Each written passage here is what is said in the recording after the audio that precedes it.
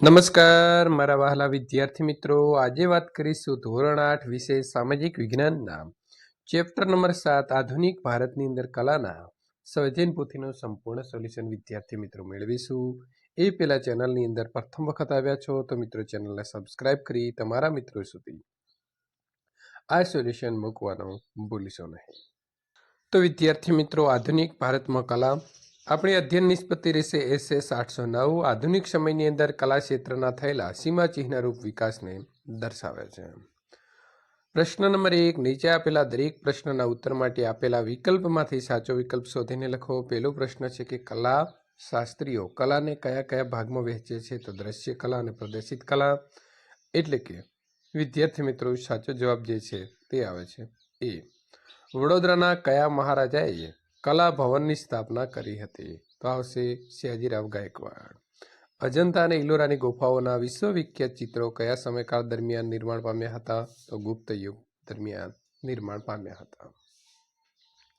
પ્રશ્ન નંબર 4, જો તમે મહાકાવ્યના ચિત્રો દ્વારા સુશોભિત દિવાલને જોઈ રહ્યા છો તો તમે ભારતના કયા મંદિરની દિવાલ જોઈ રહ્યા હશો? બૃહદેશ્વર મંદિર.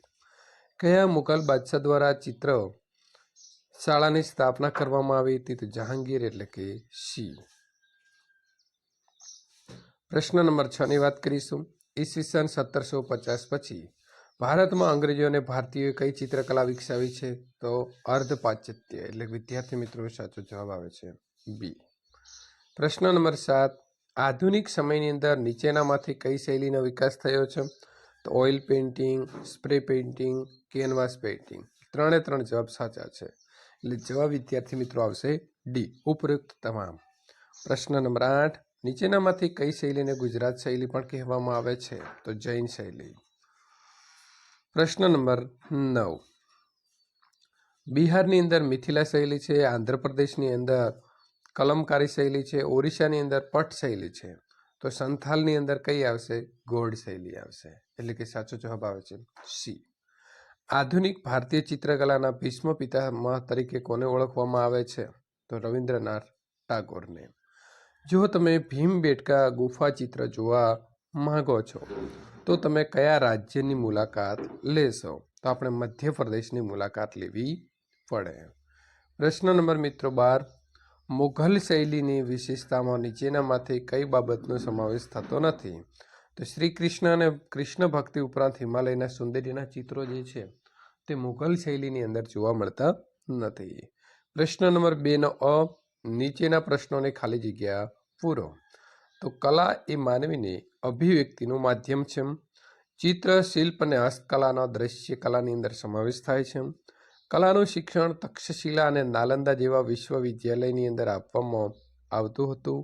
મધ્યપ્રદેશની અંદર મિત્રો ભીમબેટકા નામની ગુફામાંથી ઈસવીસન પૂર્વે 2000ની આસપાસના ચિત્રો મળી આવ્યા છે. કાલિઘાટ ચિત્રશૈલી જોવી હોય તો તમારે ભારતના બંગાળ રાજ્યની અંદર જવું પડે. હિમાલયના પહાડી પ્રદેશોની અંદર કાંગડા ચિત્રશૈલી જોવા મળે છે. બ્રિટિશ સરકારે રાજા રવિ વર્માને મિત્રો કેસરે હિન્દ નામનો ખિતાબ એટલે કે પારિતોષિક અથવા તો પુરસ્કાર આપ્યો હતો.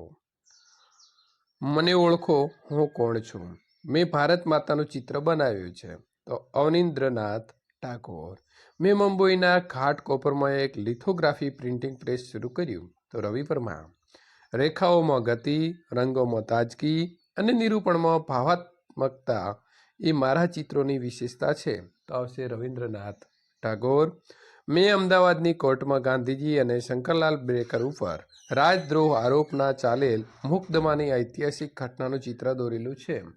તો શ્રી રવિશંકર રાવળ. હું કાંગડા શૈલીનો મહાન ચિત્રકાર છું. તો આવશે મોલારામ. હું દરબારી કળા છું, માટે મારા કેન્દ્રમાં શાહી ઠાઠ જોવા મળે છે. કઈ શૈલી હતી? યાદ કરો મિત્રો, મુઘલ શૈલી. હવે અહીં ગરબડ થઈ ગઈ છે અને ગરબડ થઈ છે તેને આપણે ગોળ રાઉન્ડ મારી અને સાચો જવાબ લખીશું. રવિશંકર રાવળે કદમ માસિકની શરૂઆત કરી હતી. તો કદમ નહીં, પણ સાચો જવાબ શું આવશે? કુમાર. અહીં લખવાનો છે જવાબ. બાબરના સમયમાં ગ્રંથ ચિત્રો અને વ્યક્તિ ચિત્રોની શરૂઆત થઈ. તો બાબર નહીં, પણ કોના સમયમાં? અકબર.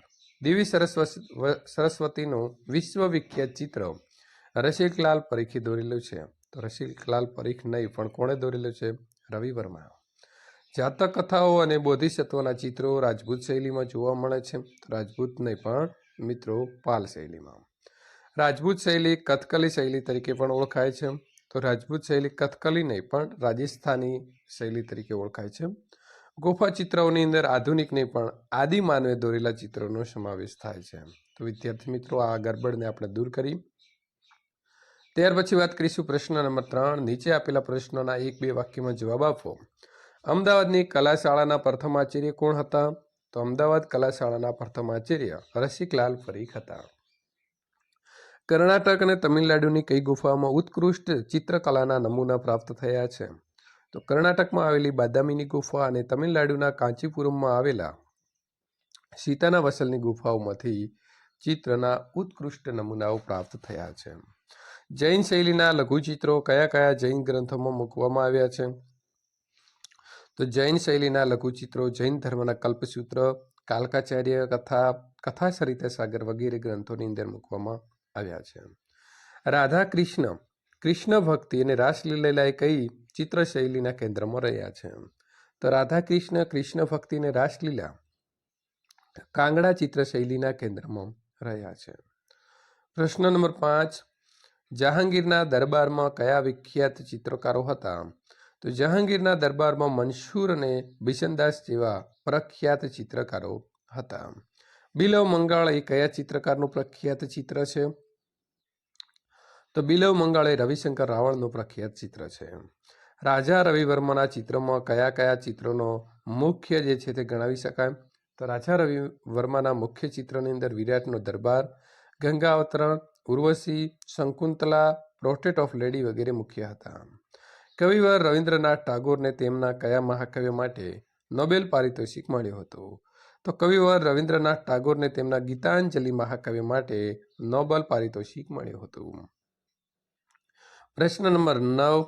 ગુજરાતના નામાંકિત ચિત્રકારોમાં નામ કયા કયા છે? તો રવિશંકર રાવળ ને રમેશભાઈ પંડ્યા. અવનીન્દ્રનાથ ટાગોરે કઈ પદ્ધતિથી ચિત્ર દોર્યા હતા? તો અવનીન્દ્રનાથ ટાગોરે જાપાનીઝ વોશ પદ્ધતિથી ચિત્રો દોર્યા હતા. વિદ્યાર્થી મિત્રો, પ્રશ્ન નંબર 3નો બી યોગ્ય જોડકાર જોડો. પાલ શૈલી, તો જવાબ આવશે ઈ. બંગાળ, બિહાર, નેપાળ અને તિબેટ સુધીનો વિસ્તાર. જૈન શૈલીમાં આવશે ડી. ગુજરાત, રાજસ્થાન અને માળવાનો પ્રદેશ. રાજપૂત શૈલીમાં આવશે સી. સાચો જવાબ સામે જ છે. રાજસ્થાન અને મધ્યપ્રદેશના રાજપૂત રાજાઓ દ્વારા આશ્રિત. મુઘલ શૈલીમાં આવશે બી. ભારતીય અને ઈરાની શૈલીનો સમન્વય. અને કાગડા શૈલીમાં આવશે એ. પુલુ, ગઢવાલ, ચંબા અને મંડી મુખ્ય તેના કેન્દ્રો હતા. હવે આપણે પ્રશ્ન 4 જોઈશું. નીચે આપેલા શબ્દોની સંકલ્પના સમજાવો. લઘુચિત્રો. તો ખનિજ રંગો ધરાવતા પથ્થરો ધરતીમાંથી મેળવાતા. આ પથ્થરોને ખાંડી દળીને ભૂકી કરીને સપ્તાહો સુધી પાણીમાં ડૂબાડી રખાતા. આ રીતે તૈયાર થયેલી બારીક લઘુદીને બારીક સુતરાઉ કાપડને અંદર ગાળી તેમાંથી પ્રાકૃતિક રંગો દ્વારા તૈયાર કરવામાં આવતા ચિત્રોને લઘુચિત્રો કહેવાય છે. અતિશય નાના કદના કારણે આ ચિત્રો લઘુચિત્ર જે છે તે કહેવામાં આવે છે. હવે વાત કરીશું તૈલચિત્રો. તેલ મિશ્રિત રંગો વડે ચિત્રો તૈયાર કરવાની કળાને તૈલચિત્ર કહેવાય છે. તૈલચિત્રની પ્રથા સૌપ્રથમ પ્રાચ્ય સંસ્કૃતિની અંદર 15મી સદીની અંદર બેલ્જિયમ દેશની અંદર તેની શૈલી વિકસી હતી. પ્રશ્ન નંબર 3. નોબેલ પારિતોષિક.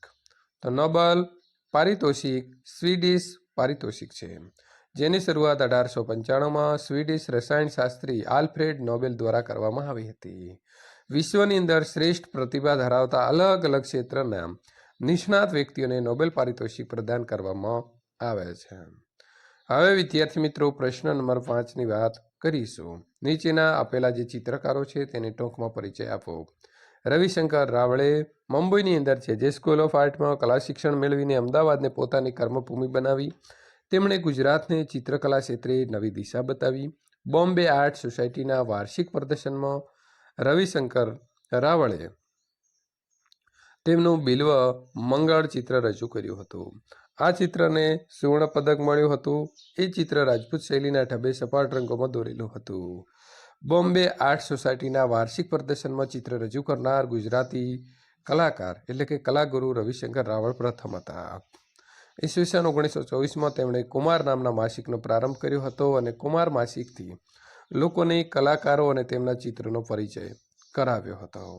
રાજા રવિ વર્માનો જન્મ ઈસવીસન 1848માં કેરળ રાજ્યના કિલ્લીમનુર ગામના રાજવી કુટુંબમાં થયો હતો. તેથી તેઓ રાજા રવિ વર્મા તરીકે જાણીતા બન્યા. તેમના સમયની અંદર ચિત્રકલાના ક્ષેત્રે પ્રાચ્ય કલાની વિશેષ અસર જોવા મળતી હતી. રાજા રવિ વર્માએ શ્રી રામાસ્વામી નાયડુ, થિયોડોર જેન્સન અને રાજવી કુટુંબમાંથી આવતા યુરોપિયન મહેમાન ચિત્રકારો પાસેથી ચિત્રકલાનું શિક્ષણ અને માર્ગદર્શન પ્રાપ્ત કર્યું હતું. રવિન્દ્રનાથ ટાગોર. કવિવર રવિન્દ્રનાથ ટાગોરનો જન્મ બંગાળની અંદર ઈસવીસન 1861માં થયો હતો. કવિવર રવિન્દ્રનાથ તેમના ગીતાંજલિ મહાકાવ્ય માટે નોબેલ પારિતોષિક સન્માનિત કરવામાં આવ્યા હતા. તેઓ પ્રતિભાશાળી ચિત્રકાર હતા. તેમણે શાંતિનિકેતનની અંદર સાહિત્ય, સંગીત, નૃત્ય, ચિત્ર વગેરે કલાઓનું સંગીત તીર્થ બનાવ્યું હતું. કવિવર રવિન્દ્રનાથ ટાગોર આધુનિક ભારતીય ચિત્રકલાના ભીષ્મ પિતામહ તરીકે પણ ઓળખાયા છે અથવા તો ઓળખવામાં આવે છે. અવનીન્દ્રનાથ ટાગોરનો જન્મ બંગાળમાં ઈસવીસન 1871માં થયો હતો. તેમણે ભારતીય, મુઘલ, તાંજોર, ચાઇનીઝ અને જાપાનીઝ ચિત્રશૈલીઓનો ઝીણવટપૂર્વક અભ્યાસ કર્યો. તેમણે પ્રાચ્ય ચિત્રકારોનું માર્ગદર્શન લાગ મેળવીને એક નવતર શૈલીના ચિત્રોનું નિર્માણ કરી ભારતીય ચિત્રકલાને એક નવી દિશા આપી. તેમણે જાપાનીઝ વોશ પદ્ધતિથી દોરેલા ચિત્રોમાં વાતાવરણની ગહનતા અને પાત્રોની ભાવવાહિતા ધબકતી આજે પણ જોવા મળે છે. અવનીન્દ્રનાથ ટાગોરે ચિત્રકળાના પ્રસાર માટે બંગાળ સ્કૂલ ઓફ આર્ટની સ્થાપના કરી હતી.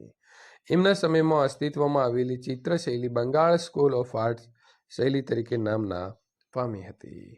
હવે આપણે મિત્રો અહીં ઉપર નામ આપેલા છે ABCD EFG બરાબર HIJ. તો નીચે આપેલા ચિત્રોના નામ લખીશું. તો વિદ્યાર્થી મિત્રો, પહેલું કાંગડા શૈલી, બીજું જૈન શૈલી, ત્રીજું પદ્મપાણી, 4 નંબર ઉપર ભારત માતાનું ચિત્ર છે, 5 જે છે તે રવિન્દ્રનાથ ટાગોર છે, 6 રાજપૂત શૈલી, 7 રાજા રવિ વર્મા, 8 દેવી સરસ્વતી, 9 પાલ શૈલી અને 10 પીઠુરા શૈલી. તો વિદ્યાર્થી મિત્રો, આ જ પ્રકારે જો તમે સોલ્યુશન મેળવવા માંગો છો તો ચેનલને ખાસ સબસ્ક્રાઇબ કરી તમારા મિત્રો સુધી આ વિડીયો શેર કરવાનું ભૂલશો નહીં.